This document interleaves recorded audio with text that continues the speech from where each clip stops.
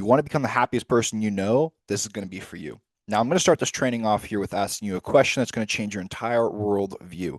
If you're like me, or how I was, and like many, many other people, you probably think that happiness is outside of you. What I mean by that is that you have to go do these certain things. If you get this certain career, then you'll be happy. If you have this certain apartment, then you'll be happy. If you have this thing happen for you, then you'll be happy. If you have this relationship, then you'll be happy. But here's the question is that if you knew that you could have those things that you think that you want, but you knew that they would make you absolutely, absolutely miserable, the things that you really want, right? The things that you imagine all the time that you dream of. If you knew that you could get those things 100% just like that, but they were going to make you absolutely miserable, would you still want them? No, right? You wouldn't want them. And the reason why you wouldn't want them is because the only reason why you want those things in the first place is because the emotions you think they're going to give you once you get them. If I build a successful, massive empire, I'll get all the respect. I'll get all the eyeballs on me. I'll get the authority feeling. I'll get the power. If I get this relationship, I'm going to get the love and connection. If I get this money, I'm going to feel so free and abundant. And I'll tell you, if you dictate your happiness based on your external circumstances and your external world, it's a loser's game. You're always going to lose that game. The reason why is because life is always happening. Things are always happening. Things are always going on. You're going to go through breakups. You're going to go through death. You're going to lose your job. You're going to have failures. Stuff is going to happen. So if you're always determining how you feel based on what's happening outside of you, guess what? You're going to lose control. Your happiness is going to be a roller coaster up and down. And it's not your fault that this is the way it is, but it is your responsibility now to change it now that you're aware of it. And what I mean by it's not your fault is that a lot of us are brought up to be that way. That I will give you love and praise if you go do these things. That's conditional love. That's not unconditional love. Unconditional love is you love them no matter what. Conditional love is that I'll only give you praise, make you feel, or give you good positive energy if you go get good grades, if you do these things for me, if you act in this certain way. That is not actual real love, though. But a lot of us are taught that way. A lot of us are brought up that way. And it's written in all aspects of life. I remember in high school and stuff, the whole notion was we're getting you ready for university. You have to go to university. Everyone's got to go to university. All right. If you go to university, that shows that you're on the right path. That's just a small example. So that's the first point that we're going to touch on today when it comes to your happiness is that you think these things outside of you are going to make you happy. But in reality, we know now that it's not the actual things itself. It is the emotion that you want. So then the question becomes, why are you denying yourself those emotions now? Because those things that you think you want are literally just permission slips for you to feel that way. But yet you can feel that way now because that's the number one goal, anyways, right? We want to really shift that. Right now, your brain's stuck in this thinking of, no, I need to accomplish these things so I can be happy. And we need to shift it to where I need to be happy and then I'm going to go accomplish these things. Because in reality, that is the number one thing that you actually want. You don't want those things that you think you want. You want the feeling that they're going to give you. So that is the number one focus is the emotion itself. How can I get my state of being internally where I feel that way now? And then the next question you might come up with is, well, Caden, how can I feel happy? How can I feel happy when I hate my body? How can I feel happy when I absolutely hate my life? How can I feel happy when I hate my job? When I'm in terrible relationships? How do I feel happy throughout this all? Like my life sucks. You're resisting what is. Plain and simple. This is what is, and we are resisting it. And it's okay to not prefer it. You got to know what you don't want to know so you know what you do want to know. See how that little perspective shift makes it a lot better? If we looked at it as, I'm thankful for these situations because they're showing me what I don't want, so I know what I do want. Rather than looking at it as, I hate this, I really don't like it, and I'm stuck here, because then what do we focus on? We're focused on the same thing over and over again. And what you focus on, energy goes to, and that's what sticks around. Right? I hate this job. I hate this job. I hate this job. I hate this job. Oh, okay. I realize I don't really prefer this job, but now I know that I actually do want to do. Just a small example. But that's the first thing to really dive into is why would I deny myself those emotions now? Now that I realize that I actually don't need to go accomplish those things to feel this way, and I can actually give myself permission to feel this way now, why would it, in what way would it serve me to not allow myself to feel that way now?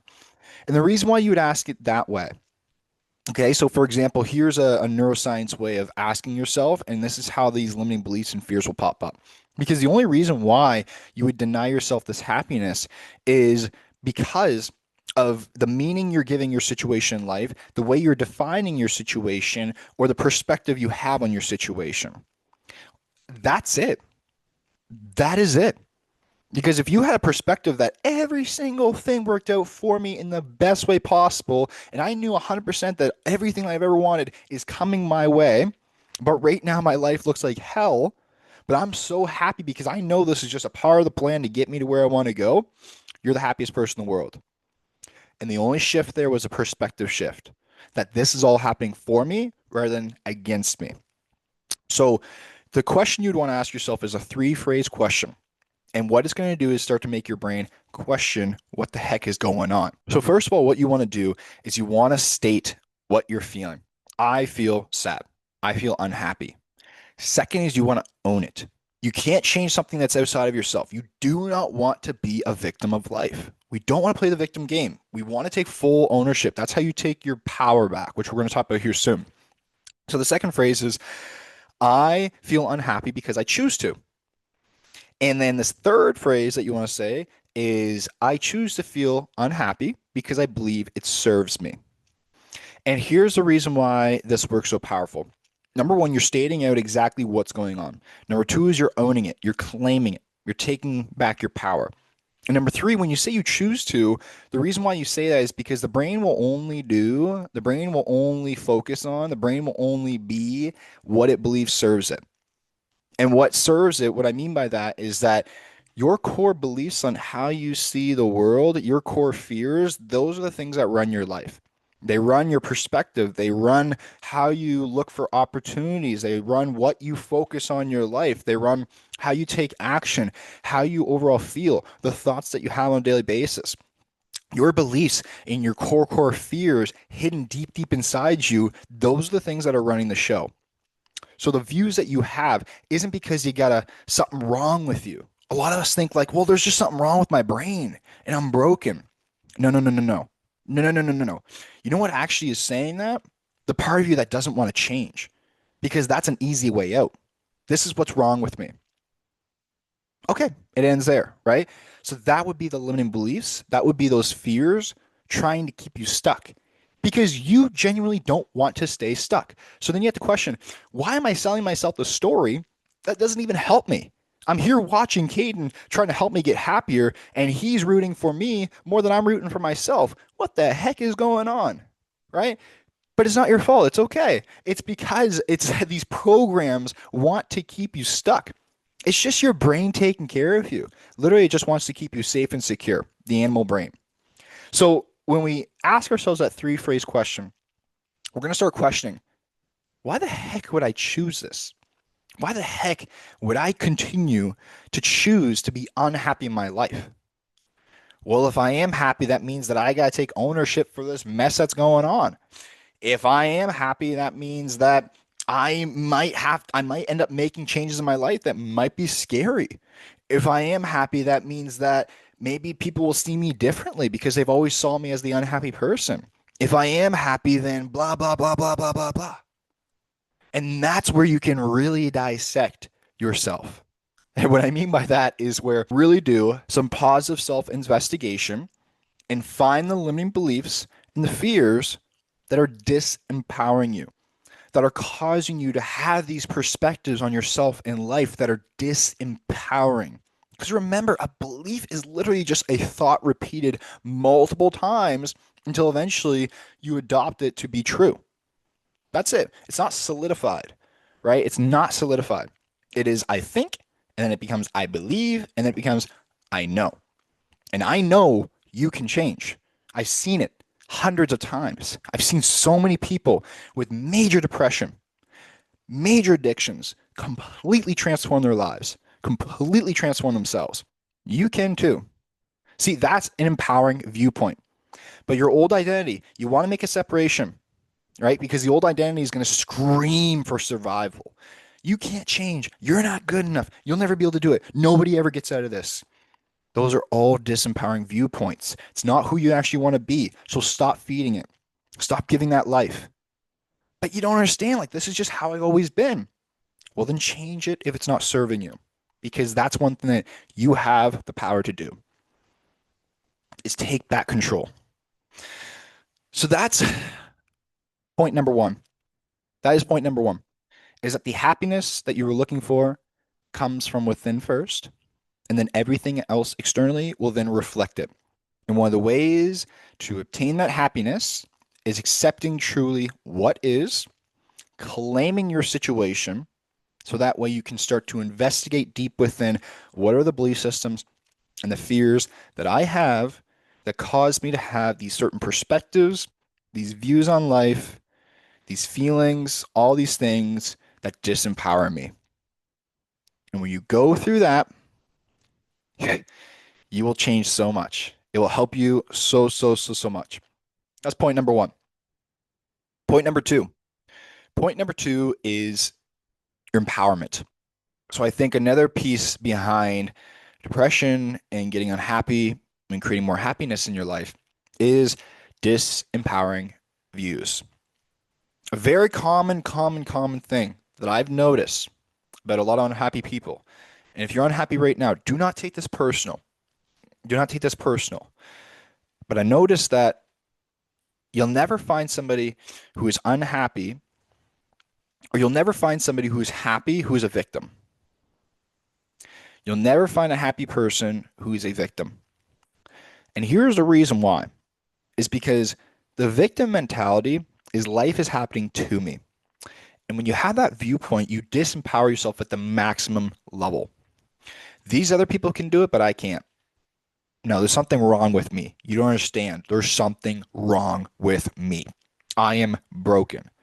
All these thoughts, it feels good to that identity, and that identity serves you by keeping you stuck in the same place so you don't change, because again, the animal brain does not want change, but it's not helping you get to where you want to go. It's not helping you get happier. It's not helping you empower yourself. And we really got to see that, because one of the hardest things to do is taking full ownership. Hey, it's not my fault that I am here, but it's my responsibility, though, to change it. And that's a great viewpoint. Maybe up until now, you didn't know how all this worked, and you had a terrible past, and things happened to you, and it got you to where you are today. But now it's your responsibility to change it. What are you going to do with it? Because when you give up your power and you say the only things that can change me is these things outside of me, you're stuck. You can't fully change. You cannot fully change. You're going to be waiting around for the rest of your life for things to fall into place, and it won't happen. So I believe that the more empowered we get, and empowered means expanding your viewpoints. Think of it like this. Empowerment is like this. You're expanding your awareness. You're expanding yourself. You're expanding your perspectives so you can see multiple angles. Disempowering views is where it's very narrowed viewed on one singular focus that, again, victim mindset. This is how it's happening. This is bad. This is not right. This is what's always happening. And I think the more disempowered we get, the more closed off we get from source, ourself, our soul, our actual genuine power.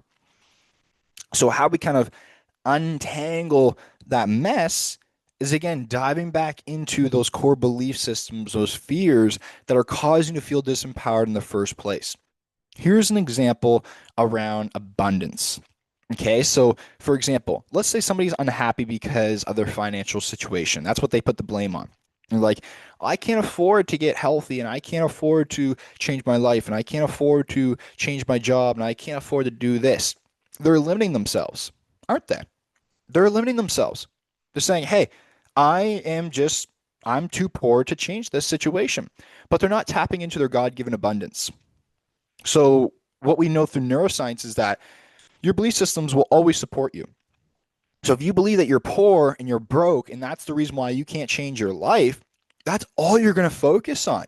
So somebody could literally come with an opportunity for a brand new job, but they won't even be able to accept it or see the opportunity or see it through because it's not in their awareness. It's not in their focus. It's not serving their programming. So this is where you need to become the owner of your life. Take a step back, realize this identity is not who you want to be anymore. Why am I continuously saying I'm broke and poor when I don't want to be broke and poor? What I put focus on is going to stay alive. So you got to shift it. Okay, well maybe I don't actually have the money right now, but what is abundance? The definition of abundance is every single thing you need will be there exactly when you need it. So abundance comes in many forms. People, nature, resources, ideas. That's all abundance. You don't have the money, but you have $1 billion idea. What's the difference? Right? That you go take action on that billion idea. There you go. The money will come. So you see how I can see that though, because that is my perspective. I expand my awareness. But someone who is struggling and especially has that victim mindset and those disempowering views, they can't see the full light. They're too focused on their current crap. So that's the next point I really want to dive into is cut out the disempowering views. Stop complaining. Complaining will not help you. Complaining will not help you. Complaining means that you're resisting what is. Right? Disempowering views. Complaining, looking at the world in a negative lens, looking at how bad the world is. Okay, we can see the things that we don't prefer, but why are you continuing to focus on it? Because you're keeping it alive by doing that. Here's an idea, an interesting idea. Okay, when it comes to racism, for example, what would be the best way to end racism? I think one of the best ways, and I could be wrong, I think one of the best ways is we just stop talking about it. You know, online I see a lot of racism. In my day-to-day life, I don't see any racism. You know, I don't like anybody who still separates themselves from other people by color. I just think that's just so stupid. I just really think that's so not needed. Like we're all just people. We're all just beings here being. So we stop talking about racism and we start focusing on getting more connect with each other. What is even racism? We're all just people hanging out. And that's just a small example. So that's point number 2 is expanding your viewpoint. Remembering who you actually are, how powerful you actually are. Because remember this, when you're a little baby, there was a time in your life that you were not unhappy. When you're a little baby growing up, you were freaking happy. Why? Because you're in the present moment. You didn't have all these layers and programming and limiting beliefs and thoughts and feelings that was programmed into you. You were just being yourself. But then throughout life, people tell you how you should be. They put labels on you. You go through events and you give it certain meaning that disempower you. You grow up with limiting beliefs and fears that the society and the world and the news and all this crap puts onto you. And it's like, no wonder a lot of us are unhappy because we're taken away from our actual, authentic, powerful selves. And again, it's not your fault, but now it's your responsibility to get back there. And I'll tell you, when you do, it's one of the most beautiful processes.